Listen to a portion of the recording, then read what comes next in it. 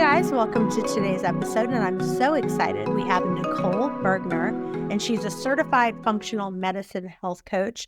She's called the Gut Detox Coach, and you all know I love to talk about the gut because I believe that is where everything rises and falls, is in your gut. If you feel great, your gut's great. If you feel bad, it's probably a problem in your gut.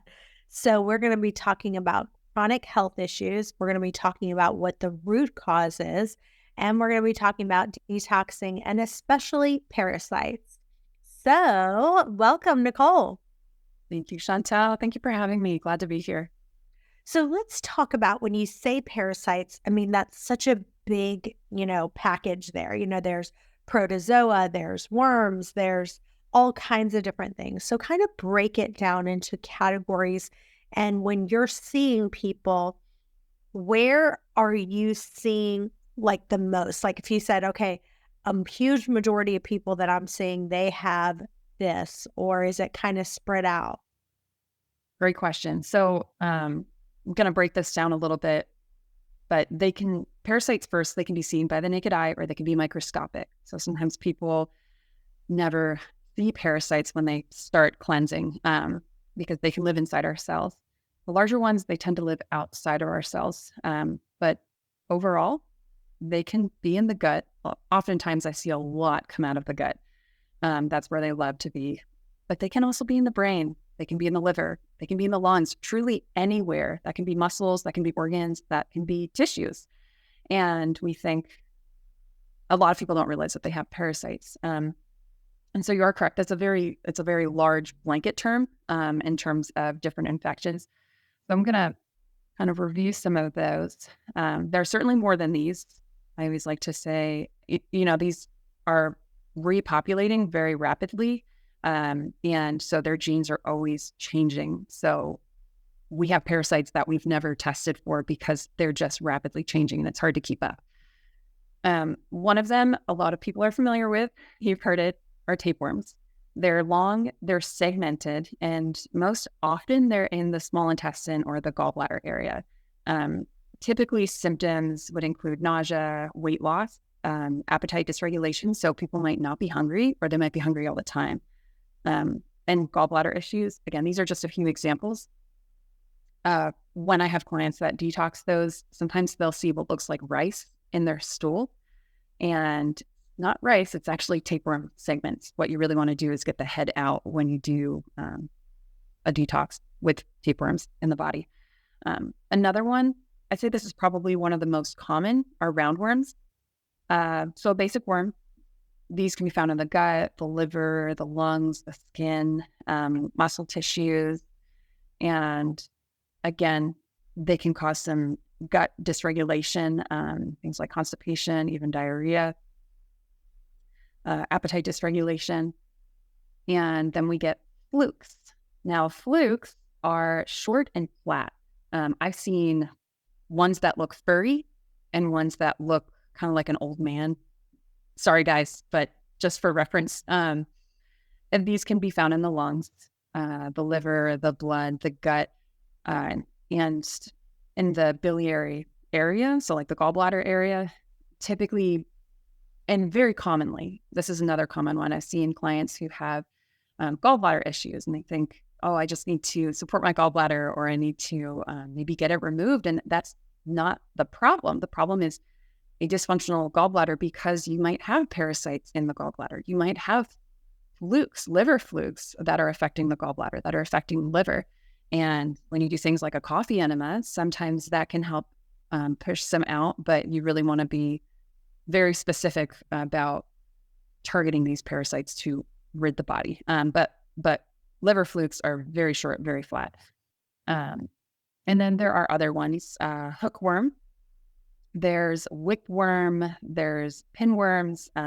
Pinworms we see often in children, and they have like an itchy rectum, and you give them, typically you go to the doctor, you give them a pill, and then the problem is solved. Pinworms I see a lot too. So I guess the most common are flukes, roundworms, and then pinworms. Hookworms, whipworms, and tapeworms. they tend to lodge themselves into the gut more. And so it can be a little bit more difficult to get them out. So that might be why the frequency is lower, if that makes sense. I don't know about you guys, but I am stressed. And if you're feeling overwhelmed this holiday season, then I get it. With all the family get togethers, it is just a relentless source of stress. But anyway, there is something that I've got called Stress Guardian, and it's actually made by Bioptimizers, the people who make the magnesium breakthrough, which I love, love, love. But anyway, they are literally made this new product. It has 14 adaptogenic herbs, and it just regulates your stress. I just actually took some right this second, and it's awesome. If you go to stressguardian.com/wasteaway and put in waste away for 10% off your first order, it's stressguardian.com/wasteaway. Go there now.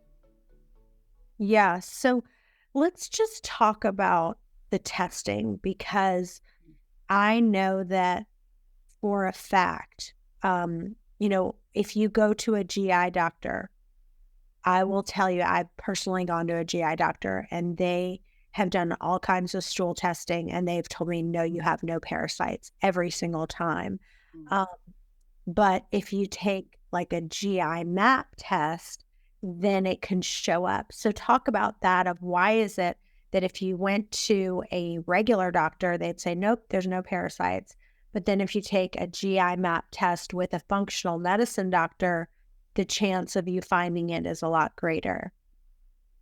So I find that the conventional tests, especially with parasites, are more obsolete. They're not all-encompassing as we can be, right? Like I said before, they're always reproducing. I have kind of two sides. So I love functional medicine tests, but even they can be limiting, because parasites, like I said, they can be in the brain, they can be in the liver, they can be in the lungs, they can be in the blood, and a stool test does not pick that up. You can have gut parasites and have a stool test not pick them up. If it's something like Giardia, or I think like blastocystis, those ones will show up. So those tests can be helpful, but when it comes to things like roundworms, tapeworms, I find that, flukes, I find that they don't show up. I've just like you, and actually with a functional medicine doctor, a variety of different ones, I've done different stool tests, a 1 day, another 1 day, and a 3-day test.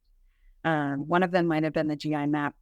And for those, maybe close your ears, I had a dead worm and I put it in the test and it came back negative. So I've really lost my the value that I held with functional medicine stool tests for parasites. They can pick up things like candida. They can pick up, different biomarkers, things that are really important. Wait, and that's awesome that you did that. With the worm that you did you do it with the functional side or with the regular side? Which side did you do? With the functional side. Yeah, that's so sad. Yeah. So well, here's one of my friends. She always does this, and actually, she did it on me, and I fell for it. She was like, "Okay, I'm going to show you the easiest way for you to tell if you could have parasites." She's like, "Okay, put your fingers right on your wrist. Do you feel a pulse?" And I was like, like I was having trouble finding my pulse. I was like, "No, I'm not feeling one." She's like, "Chantel, you have a pulse," and I'm like, "Okay, there it is." And then she's like, "If you have a pulse, you have parasites," basically is kind of the joke that she said. yeah. But anyway, I'm sorry. Keep going. No, you are actually a step ahead of me. So that was what I was going to say. The best test is the pulse test. If you can't catch it on your wrist, catch it on your neck. But this comes from Dr. Jay Davidson. So he produced microbiome formulas, which is now solely Cellcore Bio. Practitioners only have access to that. But he says, if you have a pulse, you have a parasite. And it's true. You don't have to live in an underdeveloped country. You don't have to eat or just eat raw meat. Like if you have raw vegetables, raw produce, if you live around homes with air vents, if you talk to a person, if you touch public surfaces, like they are everywhere. And we are warm-blooded human beings. We're a large warm-blooded organism, if you will, where they can be parasitic too. So, yeah, if you have a pulse, you have a parasite. That's where I'll leave that, I guess. So for you, are you kind of like, okay, the best way? I mean, one of the suggestions that I think is the best way is for you to actually look at your stool and kind of see what's going on. So you can actually get like this from EXO. They have a really good strainer that literally sits on the top of the toilet. And when you poop, it just nicely, puts your poop right there and you can actually evaluate it. So if someone wanted to look at their poop and kind of see some different things going on, how could they look at their poop and go, okay, is this spaghetti that I ate last night, or is this actually parasites? So you're talking once they're doing a parasite cleanse. Well, I'm just saying in general, like if someone wanted to just kind of look at their poop and say, let me evaluate what's going on here. Okay. Well, let me first say you likely will not find parasites in your stool if you're not actively parasite cleansing them, because they're not just going to die and fall out. One of the things is, I don't know if I had mentioned this yet, but we have a toxicity epidemic, which we'll talk about later. And so we have a parasitic epidemic.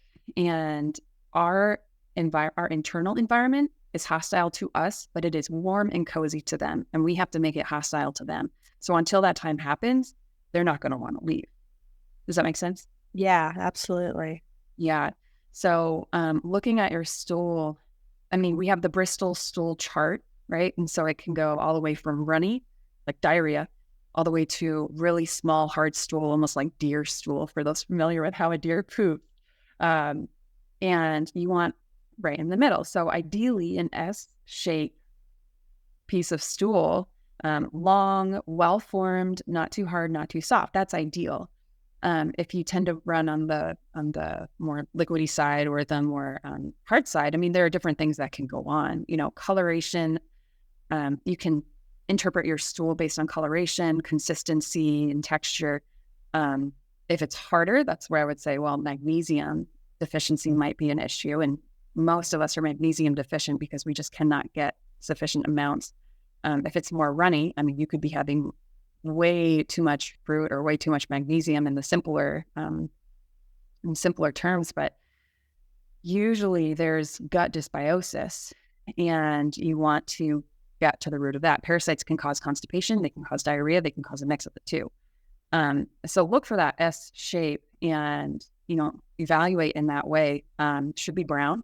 If you have red stool, I mean, either that's blood or that's something you ate. If you had beets, you're going to have red stool. Think about what you ate the day before or 2 days before. Hopefully you guys are pooping 2 to 3 times a day, and hopefully your transit time is, I think it's usually like 12 to 36 hours is the normal range.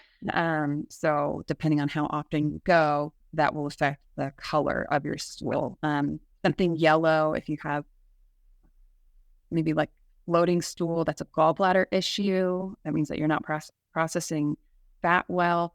So unless it is a life or death situation, I never advise anyone to get a gallbladder removed. There are gallbladder flushes. Now there are ways to improve the functionality of your gallbladder, purging parasites from your gallbladder. When people get gallstones out, and I've had clients get thousands of gallstones out, if they dissect them, some of them have parasites in them. So it's just really fascinating, where they can live, what they can do, how they can affect the body. I know I'm kind of going a little bit further, but no, and I just had a friend that had her gallbladder removed, and I'm so sad that I didn't find out that she did it until she posted something that said, I just got my gallbladder removed. And had I talked to her before then, I would have talked her out of getting that done, because I think that people have gotten out of control and it's like gallbladder surgery, get it removed, get it removed, get it removed. And it's just 99% of those people don't actually need to get it removed. Talk about that for just a minute. Yeah, I mean, with gallbladder, so let me know if I'm talking in the right direction, but when you have gallbladder issues, you can do some diet changes, maybe lower fat while you're trying to address the issue so that you don't push the problem, right? If your gallbladder is struggling, it's not digesting fat, don't eat a ton of fat, right? Maybe lower your fat for that time. I find that diets have a specific place for a specific purpose. But then look at things like, so TUDCA, TUDCA is a great supplement that can help with functionality. I'm not one to take supplements for the rest of my life or anyone's life. I know it does depend, right? If your gallbladder's out, I'll talk about that. There are certain supplements that can help. But to get the functionality going, TUDCA can be helpful. Bitters can be helpful. So that could be apple cider vinegar. That could be actual bitters that you can take before a meal to stimulate the gallbladder. Things to help with detox, castor oil packs, on your liver and your gallbladder. That's one tool that I love using. Coffee enemas, I love that as well. But then there is I guess you would say creme de la creme gallbladder flesh, and that is Hulda Clark's gallbladder flesh. And this is a specific diet for a day or two, and you are low fat, or no fat. I'm sorry, no fat. So you're getting the pressure building up on the gallbladder, and then at the end of the night, you take a grapefruit juice and olive oil combination. It's like half a cup to half a cup. You drink that with a few supplements that she recommends, and you're basically pushing out hundreds of gallstones. And so doing this periodically, you really clean your gallbladder out. But again, you want to get the functionality going as well. So if there's parasites, you want to make sure you're clearing the parasites out. I believe that the body was made to heal. That's how God created us. But we have so many toxins and bugs and infections that it's not. If you have a finger cut and you put a little pebble in there, it's not going to get better. I don't care what high-grade essential oil you put on it, what ointment, what Band-Aid, whatever you do to that, until you take that out, the foreign object, it's not going to get better. And that's what I believe is happening with the body. We have all these foreign objects, toxins, bugs. And once we've removed that, functionality returns. You guys, I'm so excited. We are doing a free masterclass for you. It's actually on nontoxicfamily.com/masterclass. That's nontoxicfamily.com/masterclass. And it's going to be all about how to get rid of your gut infections, how to get rid of parasites. If you have painful digestion, if you're suffering from poor sleep, if you've got constant exhaustion, massive joint pain, or skin issues, then you need to get rid of the parasites that are holding your body hostage. I'm going to tell you right now, you're thinking, I've already got parasites. I don't have parasites. Yes, you do. I have Crystal with me. Crystal, tell them your joke. Yeah. If you have a pulse, then you have a parasite or more. And the thing about parasites is they're sneaky. And even if they came back negative on a stool test that you did before, that doesn't matter. They can still be present. And so on this masterclass, we're going to teach you all the tips and tricks that you might have heard of but didn't know how to use, like diatomaceous earth, pumpkin seed protocols, garlic and berberine and black walnut, because you can't do all of these things, but you need to select a few that work for you. So we're going to go through all of that in this masterclass. All right. And my son created a new site. It's called Non-Toxic Family. And if you're not following, go to nontoxicfamilynow.com or on Facebook, go to Non-Toxic Family. You'll see my son. He does all these great videos on how to be healthy. They're really great. And we actually put the free masterclass on this site. So it's nontoxicfamily.com/masterclass and sign up for free. Look forward to seeing you guys. So good. And yeah, as far as the gallbladder flush, I have been wanting to do one and I haven't done it yet, but I do like Dr. Hulda Clark's one that she says. And like you said, in the morning, you have something like fruit, something that has no fat at all.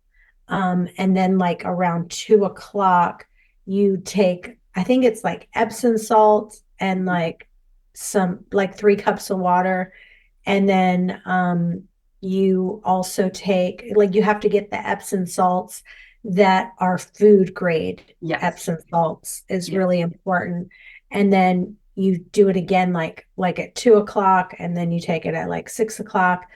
And then you take like olive oil and grapefruit. Do you remember that's all I remember of it. Yeah, I'll put the recipe in my website. Yeah. I believe it's 4 tablespoons of 4 tablespoons of Epsom salts to 3 cups of water, and you take 3/4 cup at 2, 3/4 cup at 6, and then the following morning, 8 a.m. and 10 a.m. So you're doing a little bit of a fast. but you're drinking half a cup of olive oil, so you're not hungry. With the grapefruit juice. Some people do lemon juice because there are some people on medications where they can't do grapefruit. So lemon juice is just as great, but they take the lemon juice, grapefruit juice at night. And I would link to her website or I have it. I have it on my website actually Awesome. at chantelrayway.com/liver flush. So I'll put everyone, I'll send the link in there, but it's just chantelrayway.com/liver flush. But it's a really good thing to do. And I keep saying I'm going to do it, and I don't know why, but I haven't done it. I'm literally going to make it happen. Accountability, you've got my information, so just text me and say, okay, I'm gonna do it. Help me do it. Yeah, we'll do it together. I love it. Okay, so now let's talk about, because a lot of people try different things and then they feel terrible. So, one of the things that's really real with doing this is that you can feel worse before you get better if you don't do the right timing of everything and do too much. So talk about that a little bit. Yes. So that's called the Herxheimer reaction. And essentially the toxins that are released from the infections you're trying to kill are actually worse than the infections themselves. So this is where you incorporate things like binders. There's two very important aspects to parasite cleansing when you're parasite cleansing. One of them is drainage, and one of them is detox, and that involves binders. So first, drainage. That is the first and foremost important thing to take care of. And what I mean by that is make sure you are peeing sufficiently. So drink a lot of water, add some lemon juice. That helps with the mild detox. Make sure you're pooping enough, 2 to 3 times per day. This looks so different for everyone that, it might just be add a little bit more fiber, get gluten out of your diet. Some people are constipated because of the food that they're eating. That is a frankenfood. I like to say gluten is a frankenfood for us here. Or, add the magnesium citrate, like natural calm. That's an option. You can take that at night. That can help with your bowels going a bit more, but make sure you're pooping sufficiently. Then exercise. So let's talk about the pooping, because right now we have a lot of people listening who are doing extended fasting, which I am a fan of fasting, but it also can affect you pooping properly. I can say I don't know, and very many people have done as much fasting as I have in my life. And I will tell you, the one thing that fasting does not help you with is mobility in pooping. Like, it just doesn't. And so I don't care, because I know that for me, I've had such a problem with it, and I've done enough fasting to, kill somebody. So basically, I know that it does not help heal the way that you go poop. Basically, it does not help with constipation. Fasting does not. It can help heal your gut in different areas and kind of fix some things in your microbiome, but it actually does not help with constipation. So what are some things that you see that does help with constipation? So basics, diet changes, magnesium, increasing magnesium. Magnesium glycinate is the best well absorbed, but in terms of bowel movement, magnesium citrate I find can be more helpful and quicker, because magnesium can take a little bit of time to work when it's in the glycinate form. That's a chelated version. And in my opinion, one of the best forms of magnesium. So after you get the diet, the hydration, movement, like all the basic stuff we hear from the doctor honed in, then you want to look deeper. And this takes time, right? Quick fix could be the magnesium, could be a coffee enema, could be a castor oil pack, a laxative. I'm not a fan of those, especially long-term. You'll see Cascara sagrada. You'll see senna. That's very habit forming. Aloe. These things can be helpful, but long-term, it's not the solution. So there are 2 things that you're looking at, and one is mobility and one is softness of the stool. Softness of the stool is typically hydration, magnesium, diet. Okay, that's taken care of. That's easy. But then, and if you have diarrhea, because I realize some people have diarrhea, maybe add more fiber. Heather's tummy fiber, acacia fiber, that is excellent for bloat, can be for constipation, can be for diarrhea. So that's something really useful. Guys, I just want to interrupt for just a second, and I want you to hear Paul Saladino talk about why liver is so important. And if you don't like liver, we have another option for you. Your ancestors were eating liver. And the reason that this sort of wisdom has been passed down is because liver is very nutritious. It's basically nature's multivitamin. If you look at the nutrients in meat, they're great. You've got zinc, you got B6, you got B12, you got some K2. But if you look at liver, it really complements what's in muscle meat. And there are many unique nutrients found in organs, specifically liver as a powerhouse of these, that are difficult to obtain outside of liver. Like meat and organs are like peanut butter and jelly. They just go together. They're supposed to be eaten together. The easiest way to eat liver is just to do it raw. If you don't want to eat liver raw, you can cook it. But the reason that I like to do it raw is because there are unique nutrients in liver that are probably somewhat degraded when you cook the liver. This really is like the most nutrient-rich supplements that you can find, and they are amazing. I have tried them. I absolutely love them. So just go to heartandsoil.co, use the coupon code Chantel Ray, and save you some money there.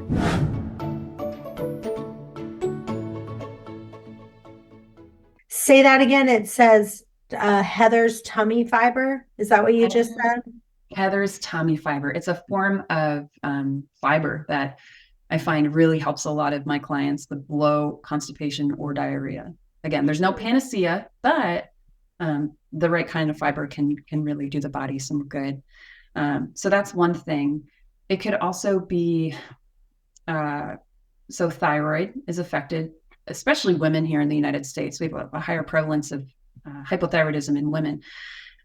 One of the issues is iodine is deficient in our diets, but we're surrounded by chlorine, fluoride, and bromide, which are halogens. These halogens bind to the thyroid. They bind to the iodine receptors all throughout the body.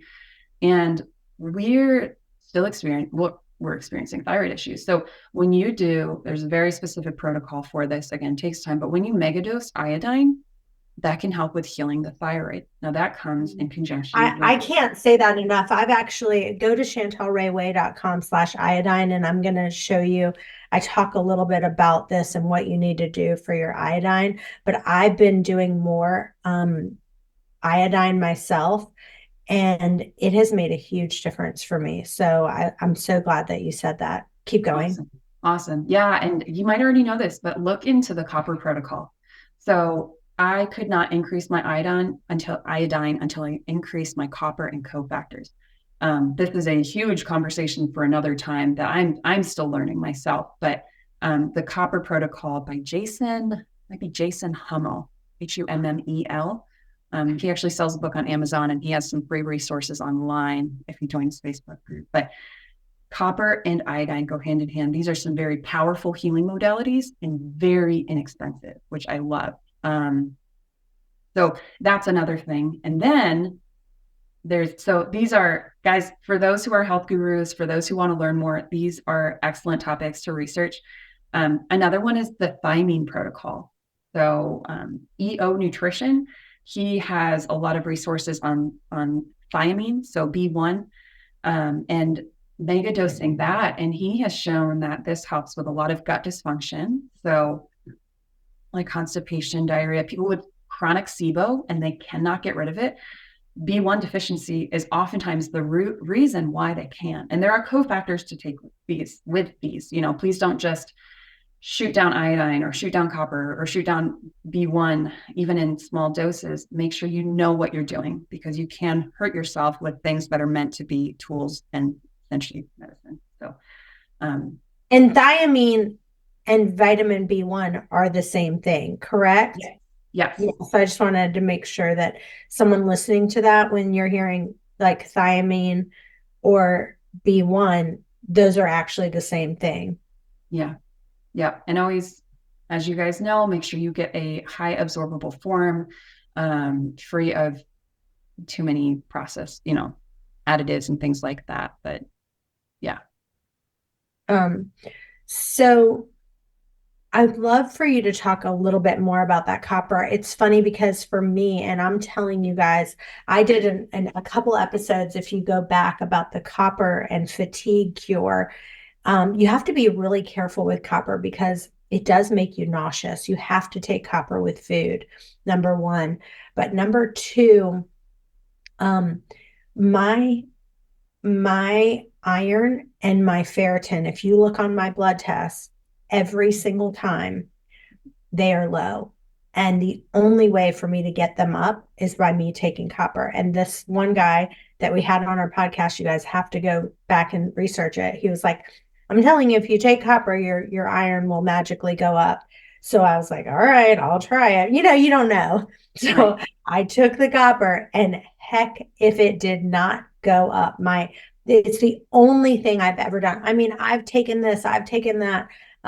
Also a liver supplement. I will tell you guys, there's the two things. If your iron is low, my suggestion is for you to take copper.